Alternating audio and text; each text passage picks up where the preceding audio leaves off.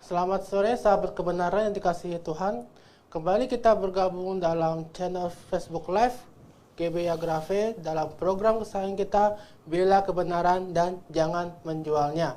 Nah, kita sudah masuki episode ke-26 dan bersama saya Hendry dan narasumber kita Dr. Stephen Liao. Selamat siang. Selamat siang kepada Pak Hendry dan juga saya ucapkan salam kepada semua pemirsa dan sahabat kebenaran. Baik, saya juga mengucapkan selamat merayakan Hari Imlek bagi Dr. Stephen dan juga bagi sahabat kebenaran sekalian yang merayakannya. Baik, Dr. Stephen, kita masih dalam kelanjutan topik kita minggu lalu dan seperti yang sahabat kebenaran ketahui bahwa episode ke-26 kemarin, 25 kita bicara tentang topik apakah Anda bisa berbahasa roh.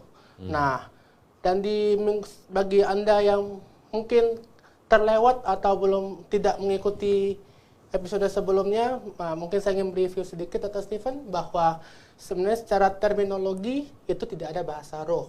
Benar. Nah, dalam Alkitab bahasa asli ya. Nah, yang ada itu dalam KJV dikatakan unknown tongues, berarti berbicara dalam bahasa lain. Ya. Ya, yang pada waktu itu mungkin orang-orang tidak mengerti. Ya.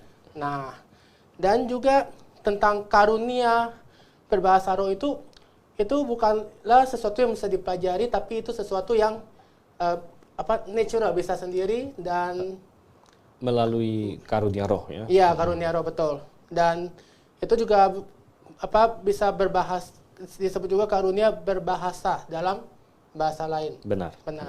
Nah, menyambung topik episode sebelumnya, pada hari ini kita akan melanjutkan pembahasan kita tentang karunia bahasa lidah ini dengan masihkah Tuhan memberikan karunia bahasa lidah pada saat ini. Karena karunia bahasa lidah itu awal yang tercatat dalam Alkitab adalah pada saat zaman gereja mula-mula, pada saat peletakan fondasi dan Alkitab belum jadi seutuhnya menjadi firman Tuhan.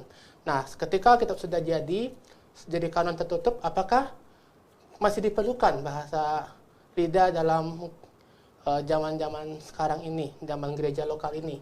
Dan kita akan mengulas hal itu secara lengkap dan juga Dr. Stephen juga ada menulis satu buku yang sudah saya pegang ini, yaitu yang berjudul Glossolalia. Nah, di buku ini juga dikupas lengkap mengenai bahasa lidah dan all about bahasa lidah ada di sini. Dan apabila Anda yang ingin mempelajari lebih lanjut, Anda bisa dapatkan buku ini melalui toko buku Grave. Baik, tanpa memperpanjang basa-basi lagi, saya mempersilakan Dr. Stephen untuk menyampaikan pemaparannya bagi kita episode kali ini. Ya, baik. Jadi salam lagi saya ucapkan kepada segenap sahabat kebenaran yang setia mengikuti acara kita Belilah Kebenaran dan Jangan Menjualnya. Topik yang akan kita bahas pada hari ini seperti sudah diintroduksi oleh host kita, moderator pada hari ini, yaitu Bapak Hendry, adalah masihkah Tuhan memberikan karunia bahasa lidah pada hari ini? Oke. Dan untuk menjawab itu, kita akan lihat beberapa poin terlebih dahulu sebelum kita tiba kepada kesimpulannya, gitu ya. Poin yang pertama, kita harus paham dulu, saya mengulang sedikit ya, apa itu bahasa lidah. Dan karunia bahasa lidah adalah Tuhan memberikan kemampuan bagi seseorang secara ajaib. Jadi bukan dengan dia belajar terlebih dahulu, Tuhan memberikan kemampuan seseorang untuk tiba-tiba berbicara dalam bahasa yang tadinya dia asing dengan bahasa itu. Dan peristiwa ini pertama sekali terjadi pada hari Pentakosta. Yaitu sudah kita baca di Kisah Rasul pasal 2. Pada waktu itu ada banyak sekali orang Yahudi datang dari berbagai daerah. Ada 15 daerah kalau Anda masih ingat kita hitung minggu lalu. 15 daerah, Partia, Media, Elam dan lain sebagainya datang ke Yerusalem. Lalu rasul-rasul dan kira-kira 120 orang itu, ya kita tidak tahu berapa banyak yang Tuhan kasih karunia, tapi sebagian mereka termasuk rasul-rasul berbicara dalam bahasa yang asing bagi mereka sehingga membuat orang-orang di situ tercengang-cengang semuanya. Dan ini juga karunia ini belakangan ada diberikan kepada beberapa jemaat yang lain. Salah satu jemaat yang ada mendapat karunia ini adalah jemaat Korintus. Coba kita buka pertama di dalam 1 Korintus pasalnya yang ke-14 terlebih dahulu. 1 Korintus pasal 14, dan minggu lalu kita juga sudah bahas sedikit. Ya, dan sebenarnya kita perlu membaca seluruh pasal ini, walaupun kita tidak mungkin melakukannya karena panjang. Oleh karena itu tadi ada buku yang bisa diselidiki kalau Anda ingin tahu lebih dalam lagi. Tapi saya akan bacakan ayat 1 sampai 5 terlebih dahulu. Mungkin bisa tolong Pak Hendri untuk membacakannya bagi kita. Baik, 1 Korintus pasal 14 ayat 1 sampai 5. Baik. Demikian firman Tuhan. Kejarlah kasih itu dan usahakanlah dirimu memperoleh karunia-karunia roh, terutama karunia untuk bernubuat. Siapa yang berkata-kata dengan bahasa roh tidak berkata-kata kepada manusia, tetapi berkata kepada Allah, sebab tidak ada seorang pun yang mengerti bahasanya, dan oleh roh ia mengucapkan hal-hal yang rahasia. Tetapi siapa yang bernubuat, ia berkata-kata kepada manusia, ia membangun, nasihati, dan menghibur. Siapa yang berkata-kata dengan bahasa roh, ia membangun dirinya sendiri, tetapi siapa yang bernubuat, ia membangun jemaat. Aku suka supaya kamu semua berkata-kata dengan bahasa roh, tetapi lebih dari ibadah itu supaya kamu bernubuat. Sebab semua orang yang bernubuat lebih berharga daripada orang-orang berkata-kata dengan bahasa roh, kecuali kalau orang itu menafsirkannya sehingga jemaat dapat dibangun. Oke, terima kasih. Dan pertama-tama saya ingin menegaskan terlebih dahulu bahwa banyak orang salah konsep dengan perikop ini. Dia pikir bahasa lidah, ya karena sekali lagi dia bahasa aslinya nggak ada bahasa roh ya, bahasa lidah. Mereka berpikir bahasa lidah itu berarti bahasa yang tidak bisa dimengerti oleh manusia, begitu. Mereka bilang di ayat 2, siapa yang berkata-kata dengan bahasa roh atau bahasa lidah, tidak berkata-kata pada manusia tapi kepada Allah. Dan banyak orang beranggapan bahwa inilah definisi dari bahasa lidah. Ini bukan definisi bahasa lidah. Ini adalah Paulus mengkritik mereka. Mengkritik bahwa ini yang terjadi, padahal tidak semestinya begini, kata Paulus, gitu ya. Jadi yang terjadi di Korintus adalah penyimpangan dari apa yang Tuhan inginkan. Makanya surat Korintus ditulis untuk meluruskan mestinya seperti apa. Dan yang terjadi dalam jemaat di Korintus adalah adanya kedagingan di antara jemaat-jemaat di sana, sehingga mereka berlomba-lomba, ya, dan lombanya tidak sehat. Jadi mereka menggunakan karunia-karunia rohani untuk ngesok, untuk sombong. Wah, saya lebih pintar bahasa lidah dari kamu. Ya. Dan lain sebagainya. Nah, Paulus bilang, salah itu. Ya. Dan ini adalah kritikan. Paulus bilang, kalau kamu ngomong bahasa lidah, kok nggak ada yang ngerti, cuma Tuhan yang ngerti, begitu istilahnya. Nah, ini kritikan, ini bukan definisi. Dan belakangan Paulus berkata, harusnya bisa dimengerti sama orang, yaitu dengan cara diterjemahkan. Ya, diterjemahkan. Jadi Paulus akan berargumen bahwa kalau kamu mau berbahasa lidah, kamu juga harus meminta karunia untuk menerjemahkan, gitu. Nah, tetapi satu hal yang saya ingin ajak kita lebih fokus lagi ada di dalam ayat 5. Nah, ayat 5 sini ya. Saya bacakan, aku suka supaya kamu semua berkata-kata dengan bahasa roh atau bahasa lidah. Tapi lebih daripada itu, supaya kamu bernubuat. Paulus bilang, aku lebih suka kamu bernubuat. So, orang yang bernubuat lebih berharga daripada orang yang berkata-kata dengan bahasa roh atau bahasa lidah. Nah, perhatikan, nubuat lebih berharga daripada bahasa lidah. Camkan ini, nubuat lebih berharga dari bahasa lidah, tapi ada kata-kata lanjutan. Kecuali, apa? Kecuali kalau orang itu juga menafsirkannya sehingga jemaat dapat dibangun. Jadi, kalau misalnya bahasa lidah tidak dinubuatkan, lebih baik bernubuat, Paulus bilang. Tapi, kalau diterjemahkan supaya jemaat digabung, berarti menjadi sama. Nah, ini mengantar saya kepada poin, apa sebenarnya karunia berbahasa lidah itu? Karunia berbahasa lidah adalah sebenarnya suatu bentuk nubuat juga, begitu. Cuman dalam bahasa lain, gitu.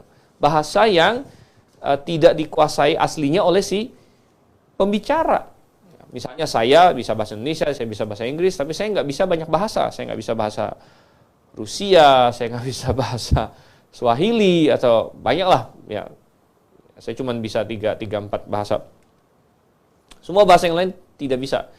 Jadi, kalau saya mendapat karunia bahasa lidah, sebenarnya saya dikasih nubuat oleh Tuhan, tetapi dalam bahasa lain intinya begitu. Jadi, yang ingin saya tekankan di sini adalah karunia berbahasa lidah sebenarnya adalah nubuat juga. Nubuat yang dalam bahasa lain.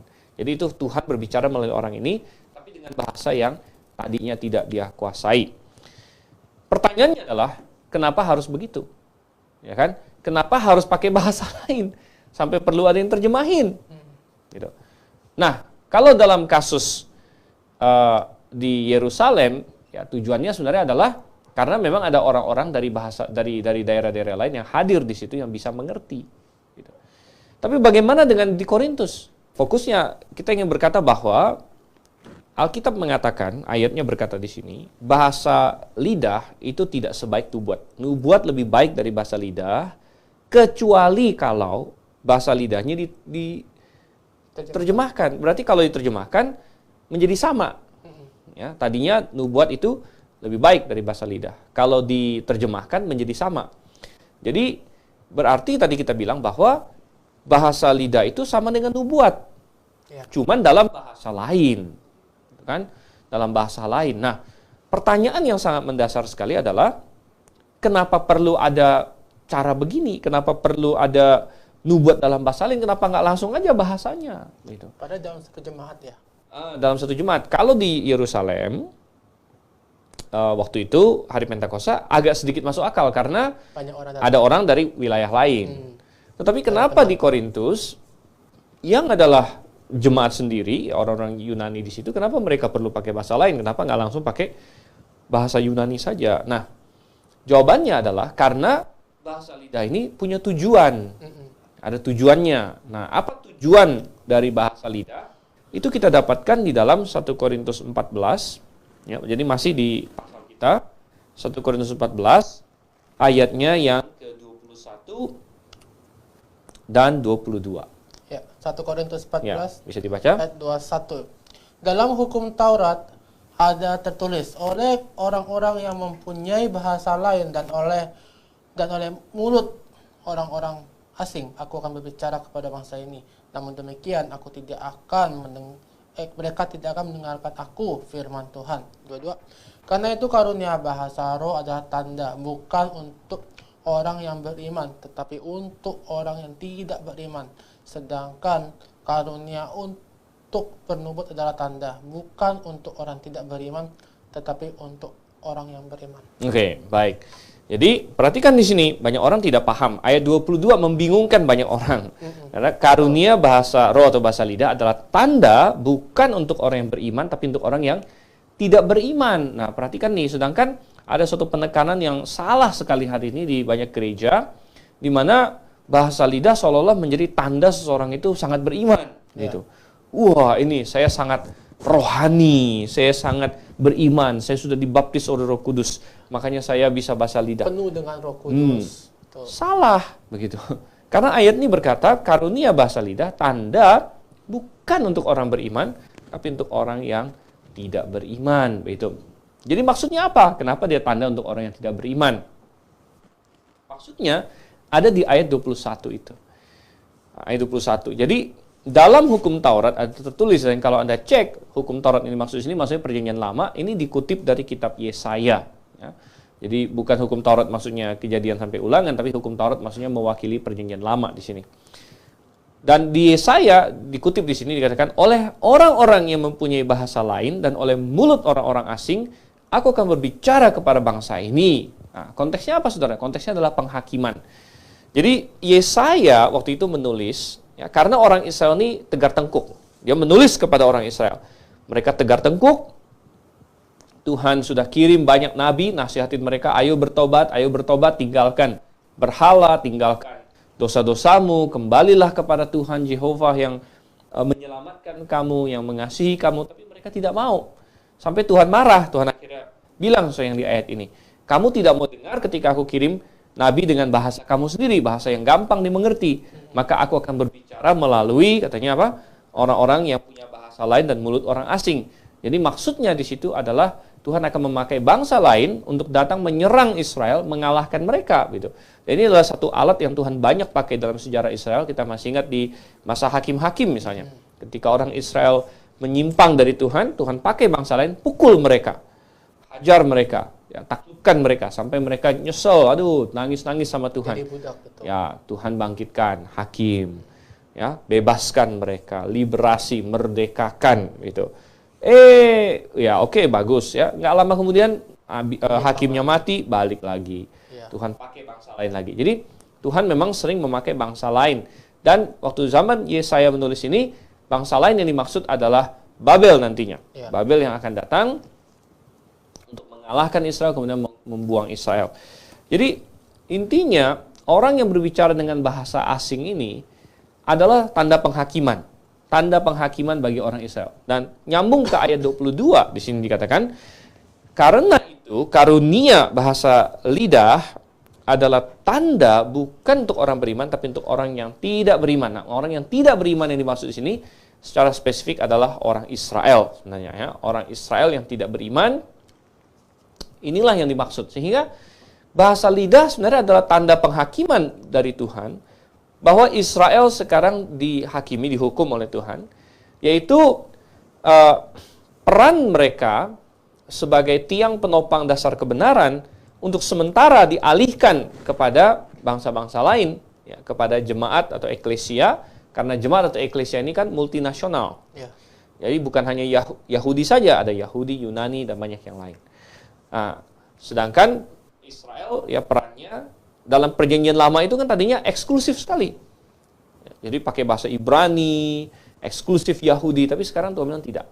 Aku akan pakai umat yang lain. Gitu. Nah, bukan berarti Tuhan lupa dengan Israel ya. Kita tidak di sini tidak percaya replacement theology. Kita percaya Israel akan dipulihkan suatu hari. Tapi untuk sementara ini, ya, di masa di mana Israel menolak Tuhan Yesus, Tuhan tidak pakai Israel sebagai sumber kebenaran. Sumber kebenaran ada pada Alkitab, kemudian tiang penopang dasar kebenaran ada pada jemaat-jemaat. Tetapi ingat bahwa hampir semua orang yang pertama percaya Tuhan adalah orang Yahudi. 12 rasul, 120 orang, semua orang Yahudi. Baru pelan-pelan nanti masuk bangsa-bangsa lain. Dan Tuhan perlu kasih tanda bahwa sekarang Tuhan tidak lagi tiang penopang dasar kebenarannya itu, pemberitaan kebenaran itu melalui orang Israel, tapi sekarang melalui eklesia. Dan tandanya itu adalah bahasa lidah. Gitu. Dengan bahasa lidah ini sangat efektif sekali. Karena orang Yahudi kan sangat bangga dengan keyahudiannya. Wah, ngomong Ibrani dan lain sebagainya. Tapi dengan bahasa lidah di sini, Tuhan memproklamirkan gitu kan, ngomong pakai bahasa lain. Bahwa Tuhan tidak lagi mempertahankan eksklusivitas dari bahasa Ibrani atau orang-orang Yahudi sebagai umatnya atau tiang penopang dasar kebenaran di sini. Nah, dengan demikian kita sudah tahu, ini adalah tujuan utama dari bahasa lidah. Tentu ada tujuan-tujuan lain, ya. Tujuan lain antara lain yaitu tadi kasih pewahyuan, ya kan? Karena sebenarnya bahasa lidah itu kan nubuat juga sama, cuma perlu diterjemahkan. Ya. Jadi kalau orang berbahasa lidah, ya kemudian ada orang yang dengar, ya dia diterjemahkan, oke, dia dapat sesuatu. Pertanyaannya kan, oke, itu tujuan, tapi bukan tujuan utama. Karena kalau cuma untuk kasih nubuat, ya pakai nubuat aja, ngapain pakai karunia bahasa lidah begitu. Nah, dengan mengetahui itu, maka kita mulai tahu ya, satu, apa itu karunia bahasa lidah? Karunia bahasa lidah adalah sebenarnya karunia bernubuat, tapi dengan bahasa lain. Kenapa perlu begitu? Nomor 2, karena tujuannya adalah untuk menyatakan beralihnya penghakiman Tuhan kepada orang Israel. Ya, tanda kepada orang tidak beriman, yaitu orang Israel, bahwa Tuhan beralih dari memakai bangsa Israel sebagai umatnya yang eksklusif, sekarang tidak lagi. Ya, sekarang tidak lagi umat yang eksklusif itu satu negara atau satu suku, melainkan eklesia, jemaat yang terdiri dari segala jenis manusia, begitu. Nah, maka kita bisa paham bahwa ternyata Alkitab mengatakan bahasa lidah berhenti, ya, berhenti. Nah, kita tahu dari mana? 1 Korintus, ya, coba kita lihat 1 Korintus pasal 13, tadi kan pasal 14.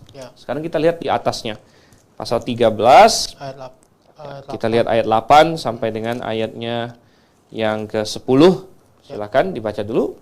Ya, 1 Korintus 13 ayat 8.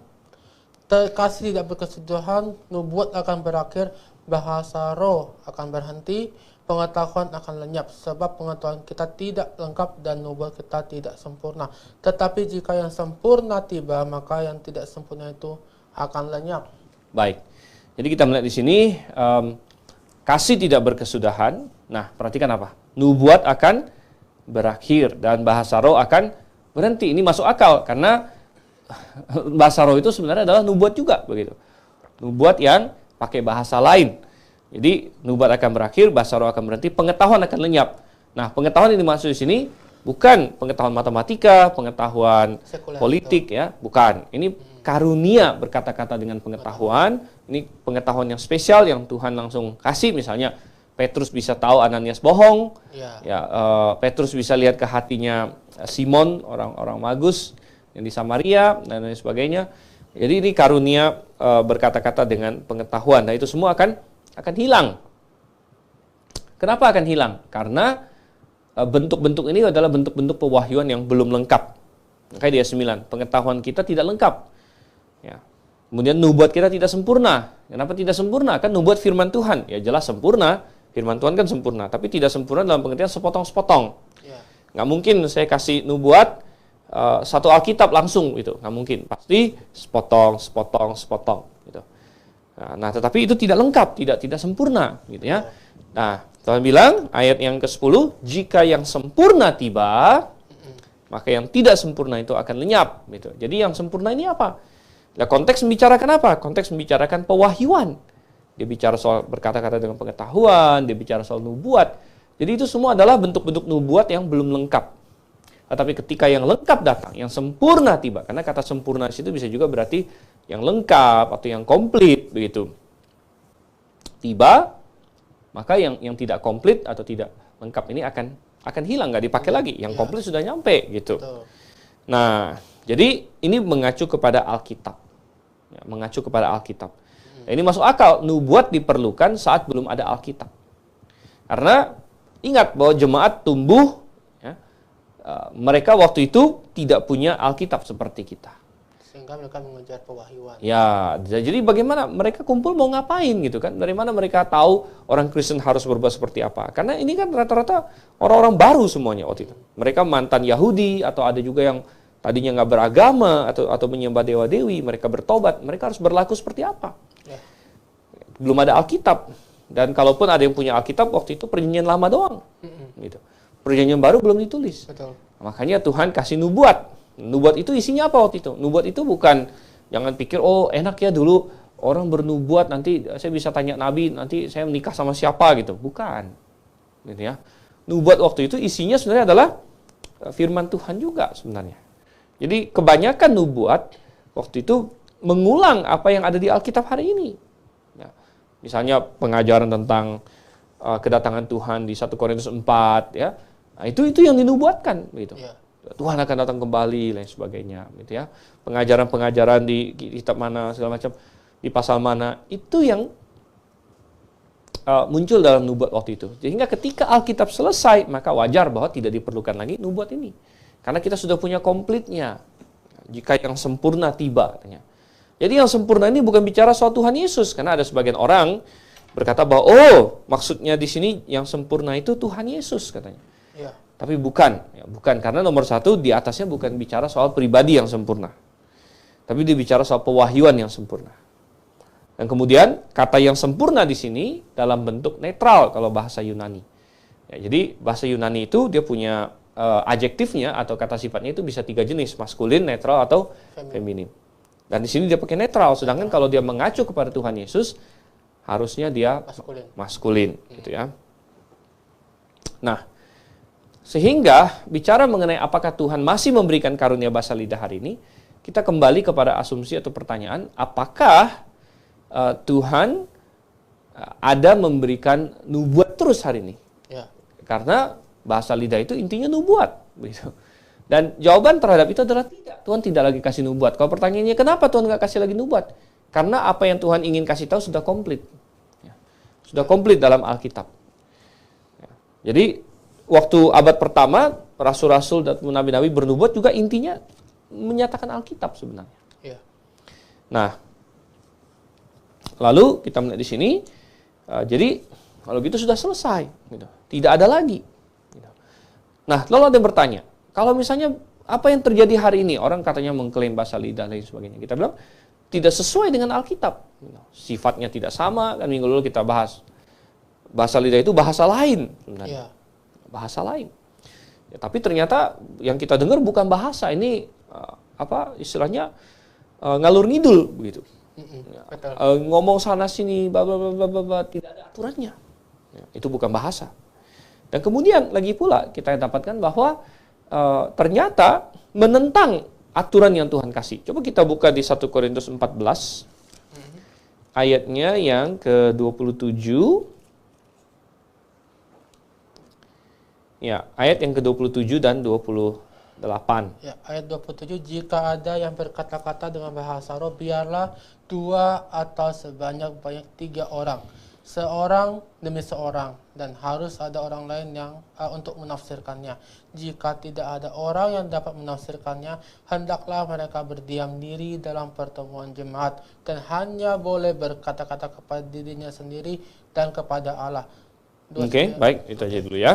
Jadi berkata-kata dalam bahasa lidah diatur waktu itu, waktu masih ada nih ya. Waktu masih ada aja diatur, jangan kebanyakan. 2 atau 3 firman Tuhan bilang. Ini kontras dengan hari ini satu gereja semua, ratusan orang disuruh bahasa lidah. Barengan lagi. Sedangkan di sini dikatakan harus seorang demi seorang. Kenapa? Karena tujuan bahasa lidah atau tujuan karunia-karunia itu supaya dimengerti sebenarnya. Betul. Harus ada yang terjemahkan. Harus seorang demi seorang, supaya orang semua paham. Ini apa sih, ngomong apa sih? Ya. Tetapi yang terjadi fenomena hari ini penyalahgunaan. Ini sudah salah total, barang palsu sebenarnya. Ini bukan karunia Roh Kudus, karena karunia bahasa lidah yang sesungguhnya sudah selesai. Sudah selesai pada saat kita Alkitab selesai. Ya, yang sempurna itu tiba, maka dia sudah selesai juga. Kemudian, lihat lagi ayat 34. Ayat 34 dikatakan, sama seperti dalam semua jemaat orang kudus, perempuan-perempuan harus berdiam diri dalam pertemuan-pertemuan jemaat. Sebab mereka tidak diperbolehkan untuk berbicara, mereka harus menundukkan diri, seperti yang dikatakan juga oleh hukum Taurat. Jadi, yang perempuan nggak boleh bicara katanya. Ya, stop. Ya. Jadi, nah ini beda. Kalau hari ini yang lebih banyak bicara perempuan malah. Justru yang banyak bicara perempuan, tapi enggak. Ya, kenapa? Karena berbahasa lidah waktu itu sama dengan khotbah sebenarnya. Karena apa? Berbahasa lidah waktu itu kan menyampaikan nubuat, kayak berkhotbah. Firman Tuhan. Menyampaikan firman Tuhan. Ya, dalam pertemuan jemaat. Iya. Gitu ya. Memang ada nabi perempuan waktu itu, tapi mereka tidak dalam pertemuan jemaat. Oke, jadi saya rasa cukup jelas. Ya, silakan. Saya serahkan kembali kepada host. Baik, sahabat kebenaran sekalian, setelah kita mendengarkan pemaparan dari Dr. Stephen tentang apakah masih adakah bahasa lidah saat ini, saya ingatkan kepada sahabat kebenaran yang memiliki pertanyaan, Anda silakan tuliskan pertanyaan Anda di kolom komentar Facebook Anda, dan nanti pada saat sesi tanya jawab, jika Anda ingin berinteraksi langsung dengan kami, Anda bisa menghubungi WA call kami di 0811 9222 313. Baik, setelah tayangan yang akan lewat berikut ini, kami akan segera kembali, jangan kemana-mana.